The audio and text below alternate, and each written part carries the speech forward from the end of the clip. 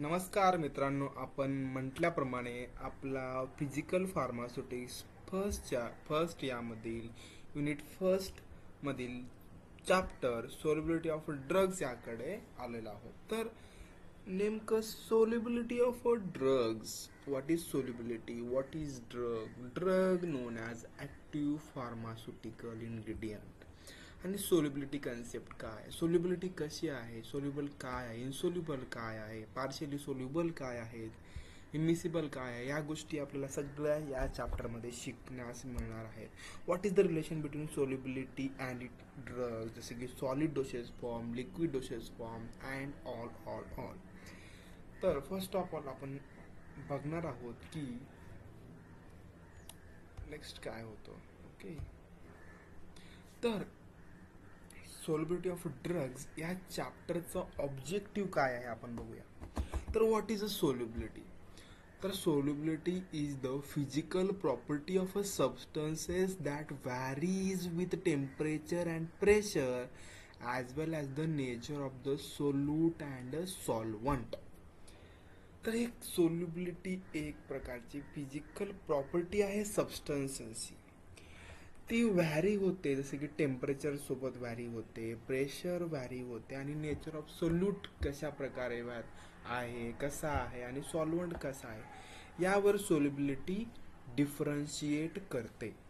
In the view of making formulations bioavailable and stable, the knowledge of basic concept of solubility is must. हां, तर की हे फॉर्म्युलेशन्स काय, तुमच्यासाठी नवीन गोष्ट, फॉर्म्युलेशन्स काय आहे, बायो अवेलेबल काय आणि स्टेबल काय. स्टेबल ठीक आहे, स्टेबल तुम्हाला माहीत आहे की स्टेबल म्हणजे एक प्रकारचा स्थिर स्टँडर्ड कंपाऊंड, म्हणजे जसं की तो लॉंग टाईमसाठी असते, म्हणजे एक प्रकारचा परफेक्ट फॉर्म्युलेशन म्हणजे स्टेबल झाला. ओके, बायो अवेलेबल म्हणजे काय, बायो म्हणजे एखादा ड्रग जो आपल्या शरीरामध्ये ॲब्झॉर्ब होतो 100%, जसं की आपलं आय व्ही इंजेक्शन, इंजेक्शन्स असतात ते 100% बायो अवेलेबल असतात in comparison to other solid doses form. Solid doses form म्हणजे एक खूप मोठी कन्सेप्ट आहे, आपल्याला ते पुढे शिकायचंच आहे बायो फार्मास्युटिक्स या सब्जेक्टमध्ये. व्हॉट इज बायो अवेलेबिलिटी, पण थोडं तुम्हाला सांगून देतो. बायो अवेलेबिलिटी म्हणजे की एखादा ड्रग सिस्टमिक सर्क्युलेशनमध्ये जाणे यालाच बायो अवेलेबिलिटी, किती अमाऊंट ऑफ ड्रग सिस्टमिक गेला याला बायो अवेलेबिलिटी असं म्हटलं जातं. After knowing the importance of studying and understanding the phenomena of solubility, the student should able to. हां, तर सोल्युबिलिटीचा फेनॉमेना लक्षात आपण शिकल्यानंतर आपल्याला खालील गोष्टी शिकण्यात मिळतील. जसे की सोल्युबिलिटी काय आहे, याची डिफरंट टाईप्स ऑफ मिनिंग काय आहे, आणि ते सोल्युशन्स, डिफरंट टाईप सोल्युशन्स काय आहेत आपण शिकणार आहोत. जसे की सेकंड टर्म आहे मिसिबिलिटी. मिसिबिलिटी काय, मिसिबल काय, इमिसिबल काय, हे एक प्रकार सोल्युबिलिटीचा पार्टच आहे. आणि factors controlling the solubility of, कोणते कोणते फॅक्टर्स आहेत जे की सोल्युबिलिटीला कंट्रोल करतात. जसं की आत्ताच बोललं, टेम्परेचर, प्रेशर, सॉल्वंट, पीएच, असे डिफरंट फॅक्टर्स आहेत ते सोल्युबिलिटीच्या ड्रगच्या सोल्युबिलिटीसाठी अफेक्ट करतात. तर what is a partition coefficient, आणि याचा इम्पॉर्टन्स काय आहे, ओव्हरकम प्रॉब्लेम्स अरायझिंग ड्युरिंग, म्हणजे डिफरंट प्रॉब्लेम्स आहेत ते ओव्हरकम कसे करायचे. तर पार्टिशन कोइफिशियंट कशा प्रकारे मेजर करायचा, याचा आपल्याला म्हणजे ॲक्वेस सॉल्वंटचा, ऑर्गॅनिक सॉल्वंटचा आपण ऑब्जेक्टिव्ह आहे डिफरंट. तर इंट्रोडक्शन. ओके, तर इंट्रोडक्शनमध्ये असं म्हणलं आहे की सोल्युबिलिटी, तर solubility is the ability of one substance to fully dissolve in another substance under specified conditions. म्हणजे सोल्युबिलिटी असं आहे की एखादा सबस्टन्स आहे ना, तो दुसऱ्या एखाद्या सबस्टन्समध्ये फुल्ली डिझॉल्व झाला म्हणजे सोल्युबिलिटी. जसं एखादी साखर आहे आपली आणि एक पाणी आहे, हा जो पाणी आहे तो अनदर सबस्टन्स आहे, साखर एखादा सबस्टन्स, जेव्हा आपण टाकतो तो पूर्णपणे डिझॉल्व होतं.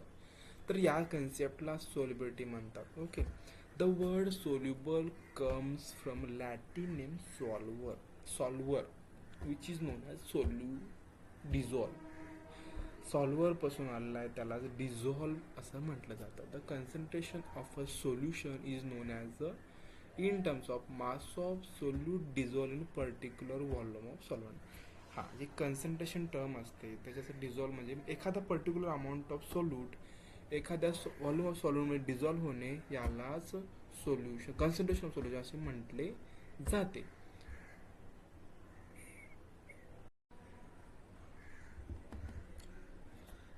तर सोल्युबिलिटी जी आहे ते express in terms of grams per litre, म्हणजे ग्राम्स पर लिटर यामध्ये सोल्युबिलिटी एक्सप्रेस केली जाते. Solubility of a solute in a solvent at a particular temperature is the number of grams of solute necessary to saturate 100 grams or 100 ml of the solvent at the temperature. Okay. Example आहे solid dissolves in liquids. हा एक प्रकारचा सॉल्युबिलिटीचा example आहे.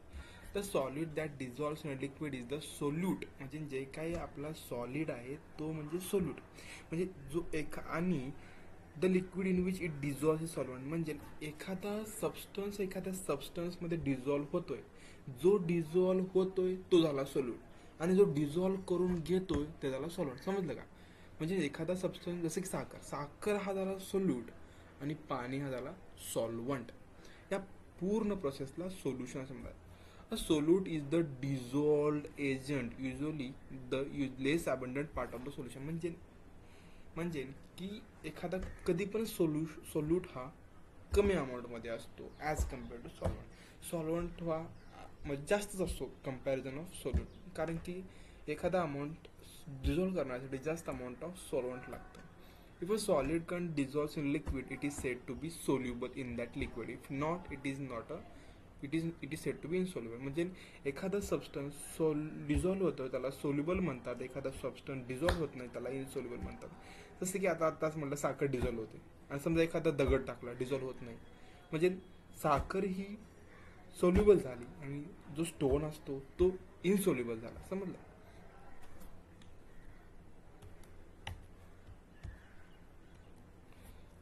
As we एक minute sorry okay. As we add more solid to liquid, the solution becomes more concentrated. समजा एखादा particular आपला एक मगमध्ये किंवा एक कपमध्ये आपण वॉटर घेतलं किंवा मिल्क घेतलं आणि त्यामध्ये आपण साखर ॲड करतो. जसं जसं आपण साखर ॲड करणार तसं तसं त्याचं कन्संट्रेटचा गोडवा म्हणजे त्याचा जे स्वीटनेस असतो तो वाढणार. म्हणजे असं म्हटलं की जेवढा आपण अमाऊंट ऑफ सोल्यूट ॲड करणार तेवढं त्याचं कन्सन्ट्रेशन म्हणजे वाढणार, सोल्युबिलिटी वाढणार. त्याच्यामध्ये आहेत नॉन सॅच्यु म्हणजे सुपर सॅच्युरेट ह्या गोष्टी आहेत, सोल्युबिलिटी वगैरे आता पुढे शिकणार आहोत. Okay. The greater the solubility of substance the more concentrated it is possible to make solution. म्हणजे जेवढा सोल्युशन एका सोल्यूट त्याच्यामध्ये डिझॉल्व्ह होईल तेवढा तो सबस्टन्स कन्सन्ट्रेटेड होईल, म्हणजे तो जास्त गोड होईल as compare. Solubility is measured after solute of interest has had sufficient contact with solvent. There are different two types of solubility: intrinsic solubility and apparent solubility. Intrinsic solubility म्हणजे काय की the maximum concentration to which a solution can be prepared with a specific solute and solvent. आणि हे जे आहे ते independent of environmental factors असते. आणि ॲपरंट सॉल्युबिलिटी काय की डिपेंडेंट ऑन इन्व्हायरमेंटल फॅक्टर जसे की पीएच, ॲनोमिक स्ट्रेंथ आणि ऑप्टेन. म्हणजे कसं असतं की समजा आता पीएच चेंज झाला, सॉल्युबिलिटी चेंज झाली, म्हणजे ॲपरंट सॉल्युबिलिटी. आणि इंट्रिन्सिक सॉल्युबिलिटी त्याला पीएच म्हणजे एक्सटर्नल फॅक्टर्सचं काही देणं घेणंच नाही आहे. त्याला इंट्रिन्सिक सॉल्युबिलिटी टाकला, डिझॉल्व्ह झाला, संपला, 10 मिनिटला त्या पीएचचा हे नाही, आयोनिक स्ट्रेंथचा काही त्याला इम्पॅक्ट नाही. त्यांचा जर इम्पॅक्ट पडतोय तर तो ॲपरंट सोल्युबिलिटी झाला. समजा एखादा पीएच आहे, पीएच एवढा आहे समजा अल्कलाइन पीएच आहे आणि डिझॉल्व्ह लवकर होतोय आणि ॲसिडिक पीएच होत नाही, हे झालं ॲपरंट सोल्युबिलिटी. आणि अल्कलाइन राहू द्या, बेसिक राहू द्या, काही असू द्या, का सोल्युबल होतंय म्हणजे असं ते इंट्रिन्सिक सोल्युबिलिटी झाली. समजलं? The rate of solubility is affected by many factors such as solvent, size of amount of solute particles, stirring speed and temperature. हां, आताच म्हटलं तुम्हाला डिफरंट फॅक्टर्स वर सोल्युबिलिटी अफेक्ट असतं. जसं की सॉल्वंट वाढला, सोल्युबिलिटी वाढली. ओके. साईज कमी झाला, सोल्युबिलिटी वाढली. आज झाला की सरफेस एरिया आणि अमाऊंट ऑफ सोल्यूट पार्टिकल्स किती आहेत त्याच्यावर डिपेंड. कमी पार्टिकल्स लवकर सोल्युबल, जास्त पार्टिकल वेळ लागला सोल्युबिलिटीला. स्टिरिंग स्पीड, जास्त स्टिरिंग स्पीड लवकर सोल्युबल, कमी स्पीड नाही. टेम्परेचर वाढलं, डिपेंड करते आता कंपाऊंडवरती. टेम्परेचर वाढलं, टेम्परेचर डिग्रेड झाला म्हणजे कंपाऊंड डिग्रेड झाला आणि सोल्युबल झालं त्यामध्ये. ओके. तर सोल्युबिलिटी एक्सप्रेशन्स म्हणजे सोल्युबिलिटी कशा प्रकारे मेजर केली जाते बघा. Solubility of a drug or other substance in a solvent can be expressed quantitatively in numerous terms. Percent by mass, percent by volume, molarity, mole fraction आणि parts per million या different फॅक्टर्सवरती solubility measure केली जाते. Okay. हा जो chart आहे आपल्याकडे solubility एक्सप्रेशनचा म्हणजे जनरल टर्म्स ऑफ सोल्युबिलिटी हा खूप इम्पॉर्टंट आहे. म्हणजे एक म्हणजे एखादा म्हणजे parts of solvent required per part of solute. एखादा सोल्यूटचा पार्ट आहे आणि किती सॉल्वंट लागतो. जर लेस सॉल्वंट लागतो तो हायली सोल्युबल, थोडासा वाढला सोल्युबल फ्रीली सोल्युबल, थोडासा वाढला सोल्युबल, नंतर वाढला अजून सॉल्वंट अमाऊंट स्पॅरिंगली सोल्युबल. अशा प्रकारे जेवढा सॉल्वंट वाढेल तेवढा इनसोल्युबल राहील. ओके. म्हणजे हे समजून घ्या म्हणजे किती पार्टमध्ये पार्ट म्हणजे असं म्हटलेलं असं एक असंच प्रकारचं कम्पॅरिझन म्हणजे very soluble less than 1 part, freely soluble 1 to 10 part, soluble 30 ते 100, 10 ते 30, 10 to 30, sparingly soluble 30 to 100, slightly soluble 100 to 1000, very insoluble 1000 to 10,000, insoluble more than 10,000. हा चार्ट सगळीकडे जीपॅट, नायपर, या एक्झाममध्ये विचारला जातो आणि अदर एक्झाम्समध्ये म्हणजे असा एक्झाम्पल दिलं असा क्वेश्चन विचारला जाऊ शकतो की 30 ते 100 रेंज आहे तर खालीलपैकी कोणती टर्म येऊ शकते. जसे की समजा पहिला option very soluble, sparingly soluble, third option slightly soluble आणि इनसोल्युबल, तर ऑप्शन काय ना स्पॅरिंगली. अशा प्रकारचं क्वेश्चन विचारला जातो. तर नेक्स्ट पॉईंट आहे की अनसॅच्युरेटेड सोल्युशन काय आहे, सॅच्युरेटेड सोल्युशन काय आणि सुपर सॅच्युरेटेड सोल्युशन काय. तर अनसॅच्युरेटेड सोल्युशन म्हणजे unsaturation solution is a solution containing the dissolved solution concentration less than saturated solution. म्हणजे की पहिलं तर हे जे कन्सेप्ट आहे ते सॅच्युरेटेड सोल्युशनवरती डिपेंड आहे. तर पहिला सुरू सॅच्युरेटेड सोल्युशन बघूया. तर सॅच्युरेटेड सोल्युशन म्हणजे काय की solution in which dissolved solution is in equilibrium with the undissolved solute or solid phase in saturated solution. तर यामध्ये no more solute dissolve under specific condition. म्हणजे एखादं आता साखरेचं एक्झाम्पल किंवा एखादं दुसरं एक्झाम्पल किंवा समजा एक्स एक्झाम्पल आहे की एखादं लिक्विड आहे आणि त्यामध्ये particular amount of solute add करतोय. असं ॲड केल्यानंतर एक पर्टिक्युलर अमाऊंटपर्यंत डिझॉल्व होते. आफ्टर दॅट डिझॉल्व होत नाही, मग ते सेटल होते. पण त्याला सॅच्युरेटेड सोल्युशन म्हणतात. इक्विलिब्रियम मेंटेन झाली. त्याच्यानंतर एखाद्या स्पेसिफिक पॉईंट नंतर ते डिझॉल्व होणार नाही. त्याला बाहेरून टेम्परेचर अप्लाय करावं लागेल किंवा अदर फॅक्टर्स अप्लाय केल्यानंतर ते डिझॉल्व होईल. याला सॅच्युरेटेड सोल्युशन म्हणजे इक्विलिब्रियमला सॅच्युरेटेड सोल्युशन असतं. म्हणजे त्याच्यामध्ये no more solute dissolves under specified condition. म्हणजे दुसरा एखादा सोल्यूट म्हणजे टेम्परेचर वाढवल्याशिवाय किंवा काही केल्याशिवाय डिझॉल्व होणार नाही. Extra addition. आणि अनसॅच्युरेटेड सोल्युशनमध्ये असं आहे की un unsaturated solution is a solution containing the dissolve solution consent less than. आता सॅच्युरेटेड सोल्युशनपेक्षा कमी म्हणजे एखादा पर्टिक्युलर अमाऊंट लागणार आहे. एक 10 ग्राम जर सॅच्युरेटेड 10 ग्राम 10 ml सॅच्युरेटेड होतोय, सॅच्युरेटेड सोल्युशन होतं, तर आपण 10 ग्राम सोल्युशनमध्ये सॉल्व्हंटमध्ये 4 ग्राम टाकला तर हा झाला अनसॅच्युरेटेड सोल्युशन. समजलं. आणि सुपर सॅच्युरेटेड सोल्युशन म्हणजे काय की नेक्स्ट म्हणजे super solution which contains more concentration of solute than saturated solution. समजा सॅच्युरेटेड सोल्युशन आताच म्हणतो तुम्हाला की 10 ग्राममध्ये 10 ग्राम टाकलं तर ह्या 10 ग्राम सॉल्वंटमध्ये आपण जर 15 ग्राम सोल्युशन टाकतोय, समजा एखादा सॉल्यूट टाकतोय, ते झालं सुपर सॅच्युरेटेड सोल्युशन. समजलं. It requires an increase in temperature to make it possible to dissolve more solute in solvent than is required to solution. म्हणजे हे सॉल्यूट आहे ना तो डिझॉल्व करण्यासाठी आपल्याला एक्स्ट्रा टेम्परेचर लागणार, एक्स्ट्रा म्हणजे अदर फॅक्टर्स लागणार बाहेरचे, तर ते झालं सुपर सॅच्युरेटेड सोल्युशन. ओके. तर नेक्स्ट आहे mechanism of solute solvent interaction. तर म्हणजे सोल्यूट काय आणि सॉल्वंट काय याचं कशा प्रकारे ॲक्ट होतं हे आपल्याला त्यामधून कळणार आहे की म्हणजे कशा प्रकारे मेकॅनिझम ॲक्ट करतं. हे जे मेकॅनिझम आहेत 3 डिफरंट फॅक्टर्समध्ये ॲक्ट केलं आहे. A solute dissolves in a solvent when it forms favourable interaction with the solvent. म्हणजे this dissolving process all depends upon the free energy changes of both solute and solvent. The free energy of solution is a combination of several factors. The process can be considered in 3 stages. पहिला stage काय आहे की अ solute molecule म्हणजे drug molecule is removed from it.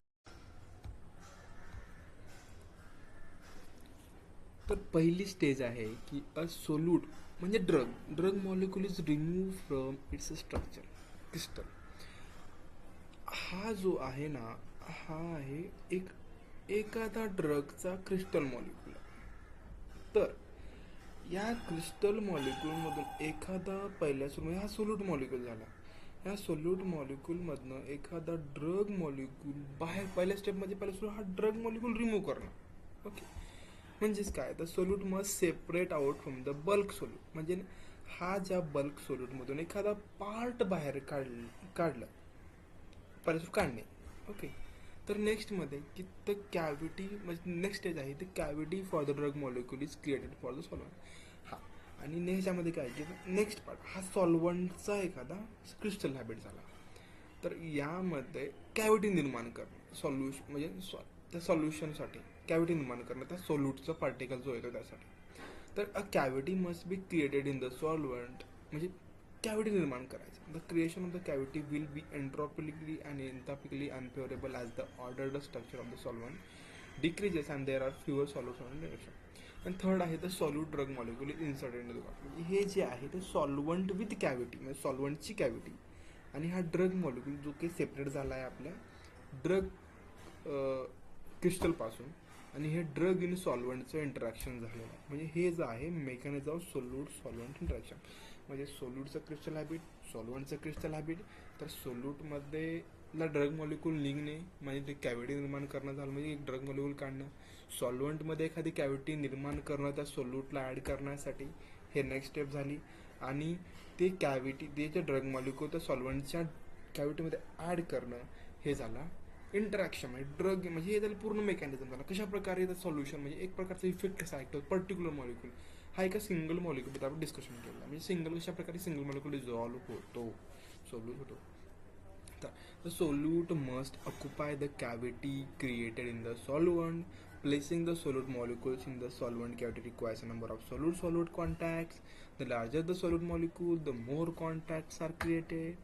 Dissolution often occurs when the solute-solute interactions are similar to the solvent-solvent interactions, signified by the term like dissolves like. Hence, polar solute dissolves in a polar solvent, whereas non-polar solute dissolves in non-polar solvents. Dissimilar nature of solute and solvent makes solute insoluble in the solvent. Substances dissolve in solvent, so solute interaction is greater than solvent attraction and solute attraction. Okay. अशा प्रकारे आपण आतापर्यंत mechanism of solute solvent interaction पर्यंत कशा प्रकारे mechanism act करतं इथपर्यंत पाहिलेलं आहे.